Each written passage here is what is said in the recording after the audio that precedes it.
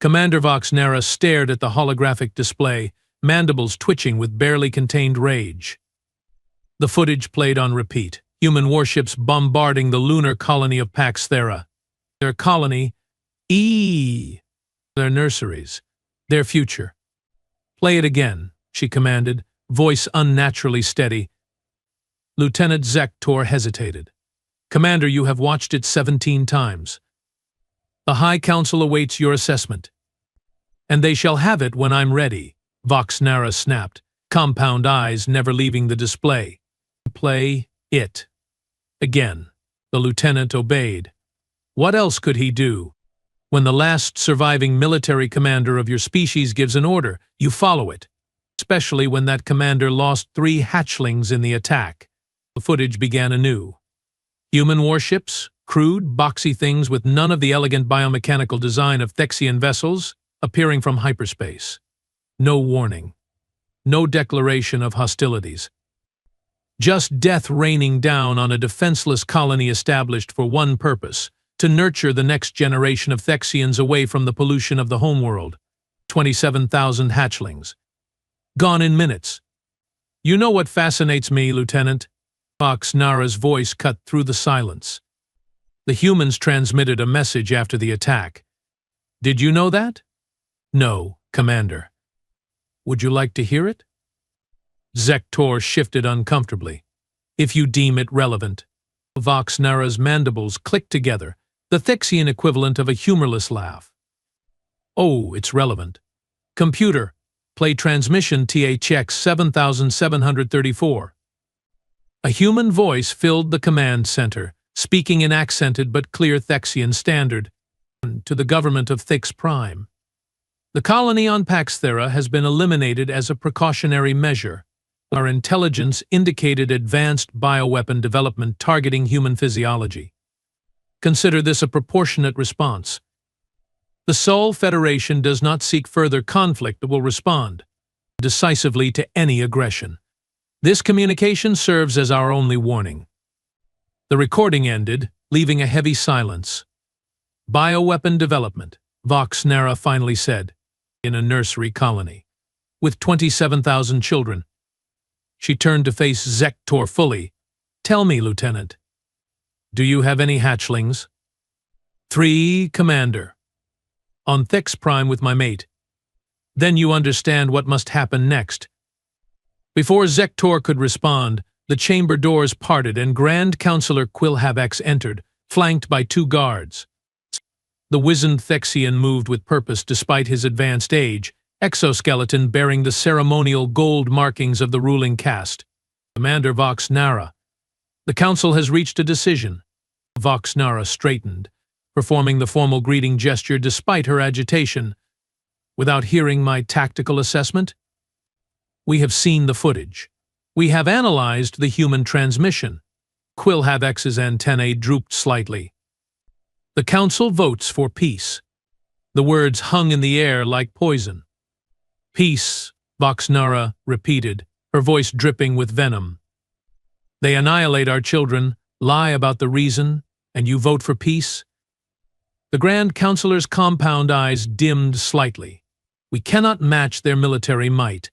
Their territory spans 17 systems. Ours just 3. Their population numbers in the billions. Ours barely 200 million. A war would mean extinction. So we just accept this? Roll over like Graknar worms?" "We survive," Quilhavex countered. "We rebuild. We remember." Vox Nara stepped closer, towering over the older Thexian. "When the Vrex Consortium attacked our trading vessels, did we sue for peace?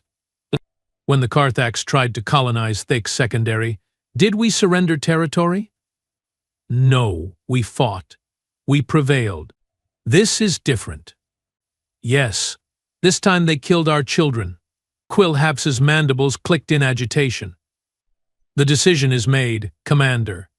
You will be assigned to diplomatic duties. Report to." "No." Vox Nara's voice was quiet but utterly firm. And the chamber fell silent. Even among Thexians, where hierarchy was biological as much as social, such direct refusal to the Grand Counselor was unheard of. What did you say? Quillhaps's antennae rigid with shock. I said no. I will not play diplomat to child killers. Voxnara removed her command insignia and placed it on the holographic projector. I resign my commission. This is treason. This is justice. Voxnara looked at Zek Tor. Lieutenant, you have 3 hatchlings. What would you do to protect them? Zek Tor looked between his commander and the Grand Counselor, caught in an impossible position. Finally, he removed his own insignia. Anything, Commander. Everything. Quillhaps's exoskeleton paled. Guards, arrest them both. The guards didn't move. One of them, Captain Rivnex, stepped forward instead. Sir, my mate was visiting our hatchling on Pax Thera when the humans attacked. The second guard, silent until now, added, my clutch sister was a nursery attendant there. Understanding dawned on the Grand Counselor's face. You cannot do this. Whatever you are planning will doom our entire species. Voxnara's compound eyes gleamed with cold determination. No, Counselor. It will save it. The humans have shown us what they are. If we do nothing, how long until they decide our homeworld harbors some imaginary threat? How long until all Thexians are just a memory? What exactly do you plan to do? Our military can't stand against them. Who said anything about military action? Voxnara's mandibles clicked together in that humorless laugh again. Tell me, Counselor, what was the specialization of Pax Thera's research division before we converted it to a nursery? Quillhaps's antennae drooped as realization hit him. Xenobiology. Specifically, the adaptation of Thexian physiology to foreign biospheres. Precisely. The humans accused us of developing bioweapons, a false accusation, but an ironic one. Voxnara stepped toward the exit. Consider this my final report as Commander. I intend to make their lie into truth. 3 cycles later, on the human colony world of Proxima Centauri B, Governor Eliza Parker was having a spectacularly bad day. Run those numbers again, she demanded, glaring at her chief medical officer. There has to be a mistake. Dr. Victor Kotri shook his head, dark circles under his eyes testifying to sleepless nights. No mistake, Governor. 47% of the population is showing symptoms with a 100% infection rate among those tested. Whatever this is, it's spreading faster than anything in recorded medical history. Parker ran a hand through her graying hair. But what is it? Some kind of flu. If only, Kotri muttered. It presents initially like an aggressive influenza, fever, muscle pain, respiratory distress. But then it changes. Changes how? The doctor pulled up images on his tablet that made Parker's stomach turn. The pathogen somehow targets the nervous system, specifically the pain receptors. Patients report feeling like they are burning alive from the inside. Then the skin begins to, well, you can see for yourself. Parker forced herself to look at the horrific images. Patients with skin that appeared to be dissolving, exposing muscle tissue underneath. Good God. Mortality rate? 100% once symptoms progress to stage 3. Average time from infection to death is 8 days. Quarantine procedures? Already implemented. But Kotri hesitated. But what? It's too late. We have received reports from Earth, Mars, Europa, Ganymede, and all 7 outer colony worlds. Same pathogen, same progression. This isn't isolated, Governor. It's everywhere humans live. Parker stared at him in horror. That's not possible. Even the most aggressive contagions need time to spread. Vector agents. This would mean simultaneous outbreaks across 12 worlds separated by vast distances. Exactly. Which means this wasn't natural. It was coordinated. Kotri lowered his voice. There's more. We found something unusual in the pathogen structure. It appears to have been engineered to target human DNA specifically. Other mammals are completely unaffected. Parker's blood ran cold. You are saying this is a bioweapon? Who would have the capability to deploy something like this across all human worlds simultaneously? Before Kotri could answer, Parker's comm unit buzzed. Governor, urgent transmission from Earth Command. Admiral Shen requesting immediate connection. Parker straightened her uniform. Put him through. The weathered face of Admiral Shen appeared on the screen, his expression grim. Governor Parker, I will be brief. We have identified the source of the pathogen affecting all human worlds. Who? Parker demanded. The Thexians. Their ships were spotted near all our worlds shortly before outbreaks began. We believe they somehow seeded the pathogen into our atmospheric processors.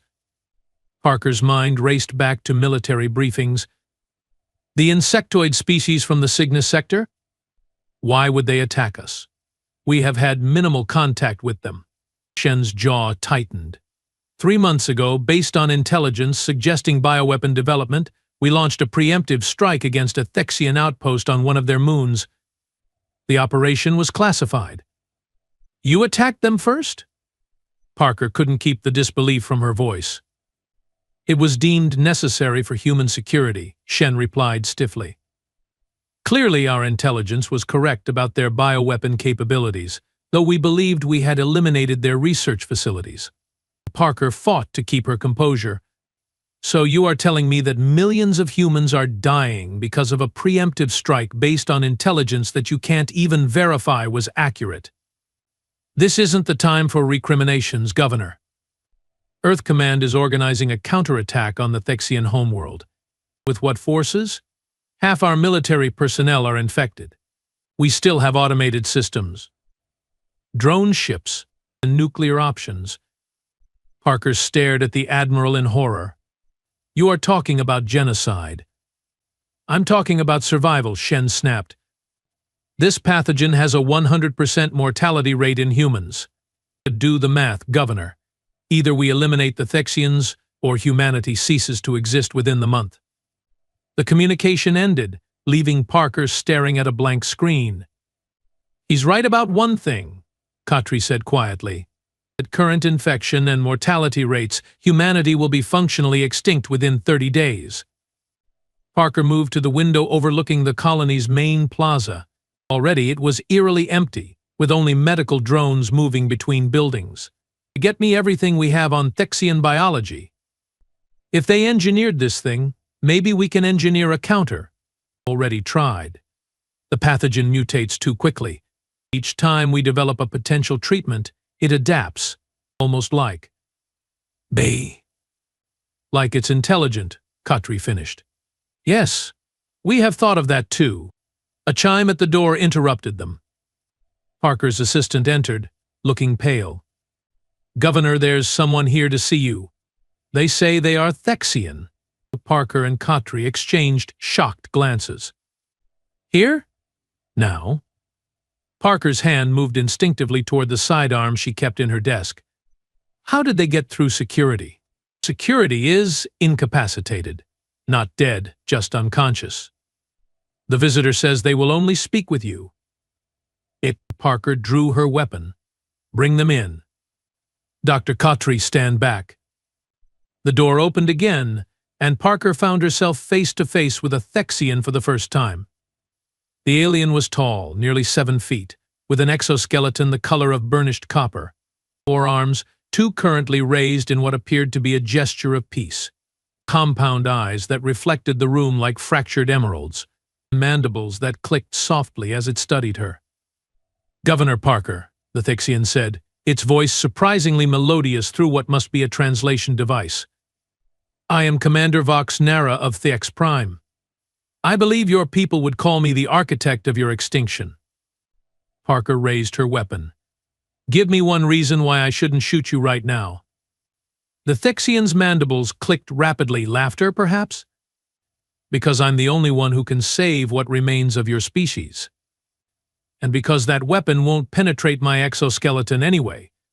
Why are you here? Parker demanded. To witness, Vox Nara replied simply.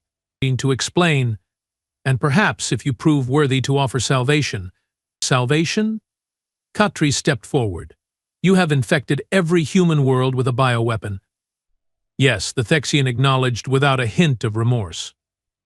just as you destroyed every child on Pax Thera without warning or provocation. That was a military target, Parker argued, though she felt sick saying it. A nursery colony, Vox Nara corrected. 27,000 hatchlings. My 3 children among them, all incinerated because your military acted on faulty intelligence. The alien stepped closer, ignoring Parker's weapon. Tell me, Governor, do you have children? The question caught Parker off guard. A daughter. On Earth. Then perhaps you can understand a fraction of what we felt. What drove us to this? This is genocide, Parker whispered. Yes, Vox Nara agreed. Just as you attempted against us. The difference is, we succeeded. The Thexian moved to the window, looking out at the empty colony. Your Admiral Shen plans to attack our homeworld. It won't matter. The pathogen has already done its work. Even if you killed every Thexian, humanity would still perish. Then why are you here? Parker demanded. Vox Nara turned, compound eyes gleaming. Because extinction is too simple a punishment, too merciful. I want you to understand what you have done before your species disappears from the galaxy. The alien reached into a pouch and withdrew a small device, placing it on Parker's desk. A hologram sprang to life, footage of the human attack on Pax Thera, but from the surface. Eyes the nursery colony. The children. Parker watched in horror as human weapons fire tore through structures filled with young Thexians. The footage was silent, but somehow that made it worse. This is what you did, Vox Nara said quietly. Not to soldiers, not to warriors, to children, our future. The hologram changed, showing a laboratory, Thexian scientists working feverishly. And this is what we did in response. 3 cycles of work to engineer a pathogen that would affect only humans, that would cause pain equivalent to what we felt. That would ensure your species understood, in its final moments, the magnitude of its crime. Parker lowered her weapon slowly. If you came to gloat, you have made your point. Gloating implies satisfaction, Vox Nara replied. I feel none, only the hollow achievement of justice. The Thexian reached into another pouch and produced a small vial of amber liquid. What is that? Khatri asked, professional curiosity momentarily overriding fear. A choice, Vox Nara answered. This contains a modified version of the pathogen, one that will still kill all infected humans, but without the pain of the original, a merciful death within hours rather than days of agony. The alien placed the vial on the desk. I offer this to you, Governor Parker, not out of kindness, but because someone from your species should make one final choice for humanity, painful extinction or merciful end. Parker stared at the vial. Why offer even this much mercy? Because unlike humans, we understand the difference between justice and cruelty, Vox Nara said. Your species dies either way, but you can choose how. The Thexian moved toward the door. I have left similar vials with leaders on other human worlds. Some may choose as you do. Others may not. In the end, it changes nothing for us. Wait, Parker called. You said salvation. What did you mean? Vox Nara paused, compound eyes studying Parker intently. The offer of mercy is the salvation I spoke of. Unless what? Unless you can convince me why any humans deserve to survive. Convince you? Governor Parker stared at the Thexian commander, disbelief warring with desperate hope. How am I supposed to convince you of humanity's worth when your mind is clearly made up? Vox Nara's mandibles clicked softly. An interesting response. Not begging, not threatening. Questioning. The tall alien moved back toward Parker's desk with fluid grace. Perhaps there is something to your species after all. Dr. Khatri stepped forward. Commander, surely you understand that most humans had nothing to do with the attack on your colony. Billions of innocent people are dying for a military decision they knew nothing about. Ignorance does not equal innocence, Vox Nara countered. Your species operates under collective governance. Your leaders act with your implicit consent. Parker slammed her hand on the desk. That's absurd. Our government conducted a classified operation without public knowledge or approval. How can you hold children responsible for that? How can you justify killing infants in response to the deaths of your own?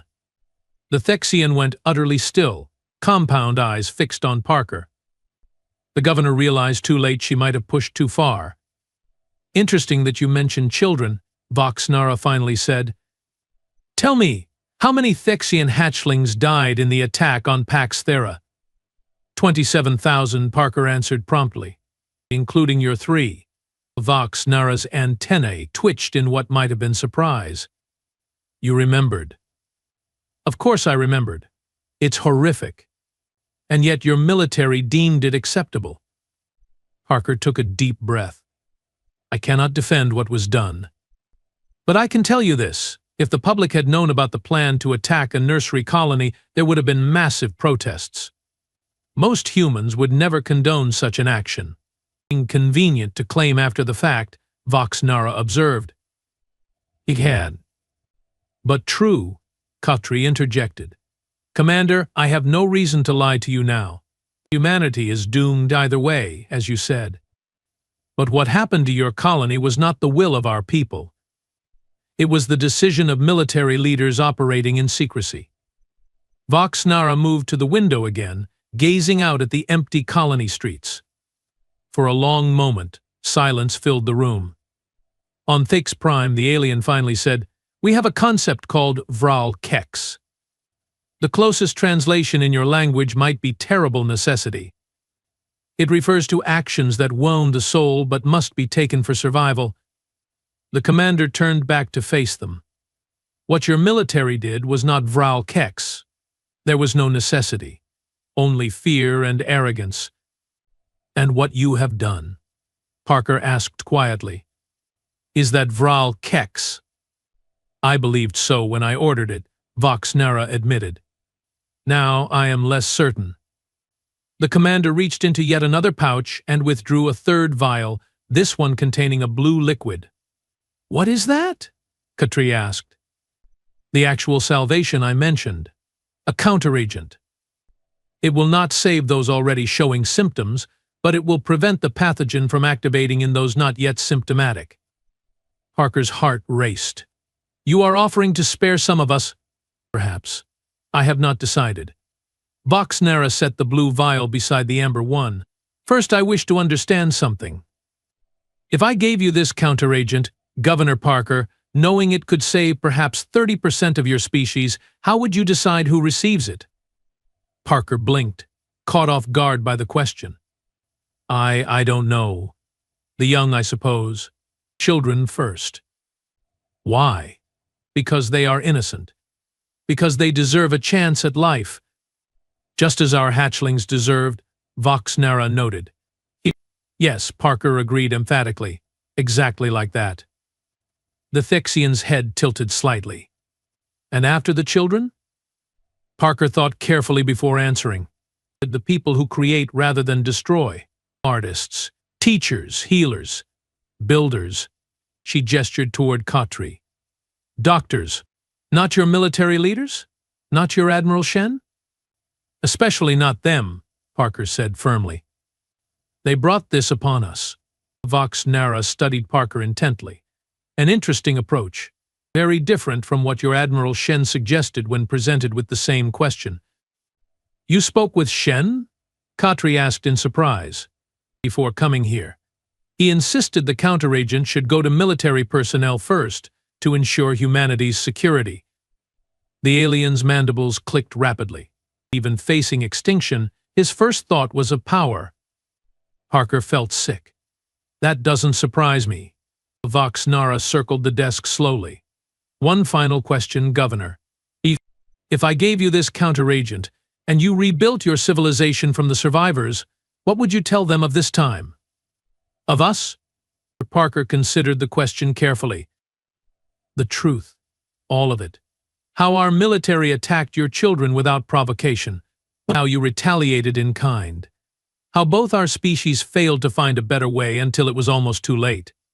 She met the alien's compound gaze directly. I would make sure they never forgot the cost of fear and preemptive violence.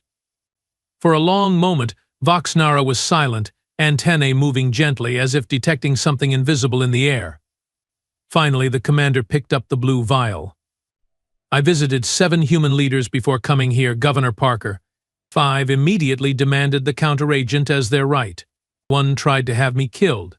Only you answered my questions with something approaching wisdom. The Thexian held out the blue vial. This contains enough counteragent for approximately 10,000 people. There are 19 other Thexian commanders visiting other human worlds today, each with similar vials. If all are distributed, roughly 3 million humans will survive. A small remnant of your species, but enough for renewal. Parker reached for the vial with trembling hands. Why? After everything, why offer us any chance? Because extinction is not justice. It is merely an end. Voxnara's voice grew softer, and because my youngest hatchling, Tirnake, once asked me if humans had children too. When I told him yes, he wondered if human children looked at the stars with the same wonder as Thexian children. The commander's mandibles moved in what might have been a sad smile. I would like to honor his question with the chance for an answer. Parker clutched the vial. Thank you. Do not thank me, Voxnara said sharply. I am still the architect of humanity's near extinction.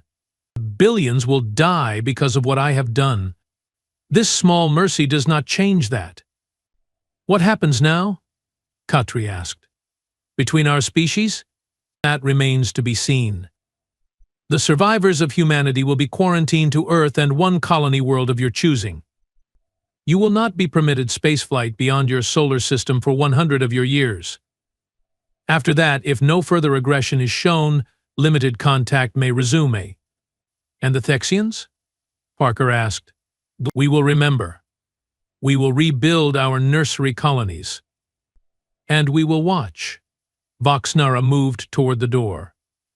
One last thing, Governor. Admiral Shen's counterattack has already launched. 3 human warships carrying nuclear weapons are en route to Thex Prime. Parker's stomach dropped. Can they be recalled? No, but they have been neutralized. The same pathogen that affects humans also degrades certain components in your ship systems. The vessels will drift harmlessly in space until their crews succumb. You have thought of everything, Khatri murmured. When you plan the potential end of a species, thoroughness is essential. Voxnara paused at the doorway. The counteragent must be administered within 12 hours to be effective. I suggest you begin with the children, Governor Parker. As you said, they deserve a chance. With that, the Thexian commander departed, leaving Parker and Khatri staring at the small blue vial that now represented humanity's future. 10 Earth years later, Commander Voxnara stood on the observation platform of the rebuilt Pax Thera colony, watching young Thexian hatchlings play in the artificial gravity pools. The nursery had been reconstructed on the exact site of the previous one, a decision some had questioned but that Voxnara had insisted upon. Never forget, never repeat, she murmured to herself. Lieutenant Zektor approached, his exoskeleton now bearing the markings of a full commander. The Earth transmission is ready, Commander? They are waiting for you. Voxnara nodded and moved to the communication station. The screen flickered to life, revealing a human woman in her early 40s, Governor Parker, now considerably older than when they'd last met, but with streaks of gray in her dark hair. Commander Voxnara, Parker greeted formally. Thank you for accepting this call, Governor Parker. You requested this communication. What can I do for you? Parker's expression was solemn. Today marks the 10th anniversary of what we now call the Reckoning. I wanted to speak with you directly. A curious choice of name for near extinction, Voxnara observed, but accurate. We were forced to reckon with our actions and their consequences. Parker shifted slightly. Commander, I want you to know that every human child now learns about Pax Thera, about what our military did, about what you did in return. We have built a memorial in Geneva with the names of all 27,000 Thexian hatchlings lost. Voxnara's antennae twitched in surprise. You remembered their names? We requested them from your government 5 years ago. They provided the complete list. Parker's voice softened. Your children's names, Visnar, Kemnar, and Tirnak, are inscribed in the center panel. For perhaps the first time in her long military career, Voxnera found herself without words. Parker continued, We have kept our promise, Commander. The 3 million survivors have rebuilt on Earth and Mars. We have maintained our quarantine. We have restructured our governance to ensure military actions require public approval and oversight. She paused. And we have changed in ways I didn't expect. How so? Voxnera finally asked. The survivors you chose, they were different, more thoughtful, more compassionate. Whether by your design or by the nature of those who answered your questions well, you selected for traits that have reshaped human society. Parker smiled slightly. We are not the same species we were in more ways than one. And your daughter? Voxnera asked, surprising herself with the question. Parker's expression warmed, alive and well. She leads our education ministry now. She's actually the one who designed the curriculum about Paxthera. Voxnera's mandibles clicked softly. I am pleased to hear this. Commander, the real reason I wanted to speak with you today is to make a request. The first generation of post-reckoning children are now 10 years old. They have grown up learning about Thixians, about our shared history. They have questions that only direct communication can answer. You wish to begin cultural exchange? That was not to be considered for 90 more of your years. Not full diplomatic relations, Parker clarified.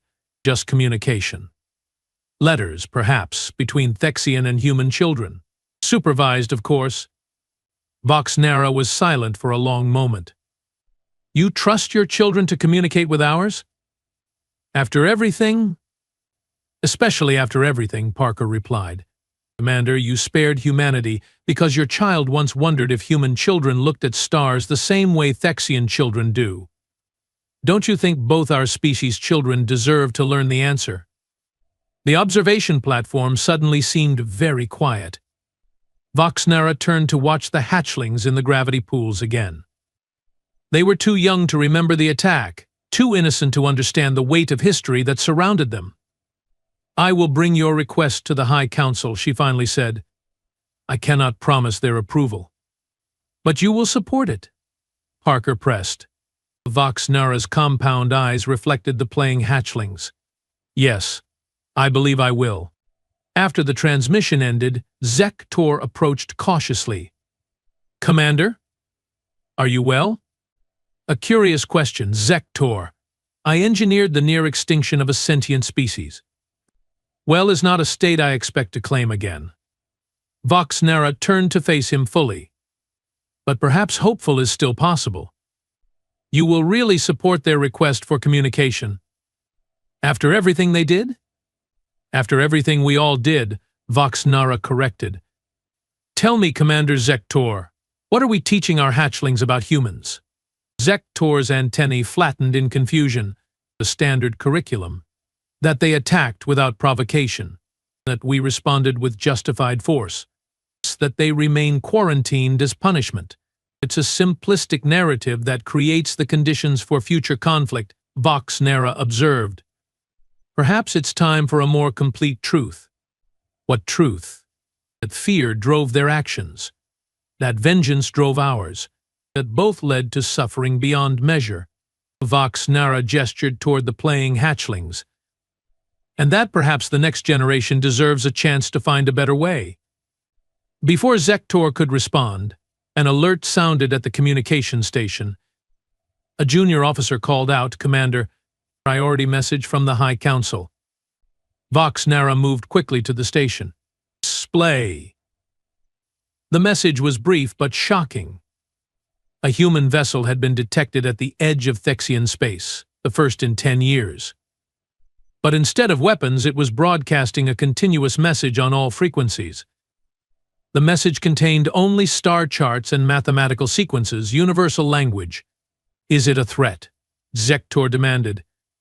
No, Voxnera replied. studying the data. It's an invitation. She turned to her communications officer. Respond with our own mathematical sequence. Indicate we are willing to receive their transmission. Within moments, the human ship sent a new message, this one containing images. Hundreds of them. Human children holding drawings of Thexian hatchlings. Human schools with educational displays about Thexian culture. The memorial in Geneva with all 27,000 names. And finally, a simple video. A human child and what appeared to be a crude puppet of a Thexian hatchling, both looking up at the night sky. Attached was a short text message, Commander Vox Nara, while we await your council's formal decision, we thought you should see this. The children couldn't wait. They already know the answer to Tiernak's question. Yes, they look at the stars the same way. Governor Parker. For the first time since the destruction of the original Pax Thera colony, Vox Nara felt something crack within her exoskeleton-encased heart. Not forgiveness, never that, but perhaps something equally powerful possibility. She turned to Tor. Prepare a response vessel, non-military, and gather our best xenobiologists, linguists, and educators. Commander? D? Vox Nara's compound eyes gleamed with determination. The humans have made a gesture. We will answer it, not with weapons or threats, but with truth. It's time both our children learned what happened, why it happened, and how to ensure it never happens again. As she gazed out at the stars visible through the colony's transparent dome, Vox Nara whispered words meant only for herself, and perhaps for 3 small hatchlings who would never grow to adulthood. They look at the stars the same way, Tiernak, and perhaps someday they might look at each other the same way too, not as enemies, not as victims and aggressors, but as fellow travelers under the same stars. The next chapter of Thexian-human relations had begun, not with forgiveness, but with something far more enduring, understanding.